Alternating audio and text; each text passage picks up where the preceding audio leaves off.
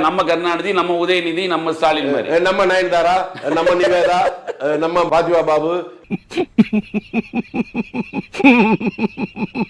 ஸ்டாலின் சொன்னா உடனே பாத்திமா பாபுன்றீங்க, உதயநிதி உடனே நிவேதிதான்றீங்க. நான் அப்படி சொல்லவே இல்லையே, நான் வரிசையா தான் பேர் சொன்னேன். ஒவ்வொருத்தருக்கும் ஒரு கனெக்ஷன் நீங்க தான் கொடுத்தீங்க. அப்ப நீ குத்துமதி பார்த்தா கேட்டியா? நானா தான் ஓடிட்டனா?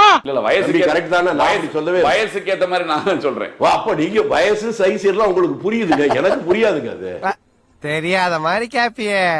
108 தான் இருக்காங்க, இவங்க எல்லாம் சேர்ந்து தான் ஆட்சி அமைக்கிறாங்க. நீ பாருங்க, அந்த 108ல அடங்கி ஆரம்பிச்சு 420 எல்லாம் ரொம்ப பேர் காலி ஆயிருவாங்க.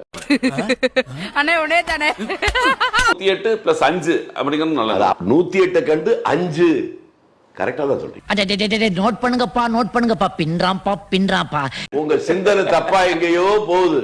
7:30 ஆரம்பிக்குதுன்னு நினைக்கிறேன். உதயநிதி ரொம்ப வருத்தப்பட்டு சொல்லியிருக்காரு. 7:30ன்னு சொன்ன உடனே உதயநிதிக்கிறீங்க. 7:30களை பார்த்து அஞ்சாதவன் உதயநிதின்றார் அவரு.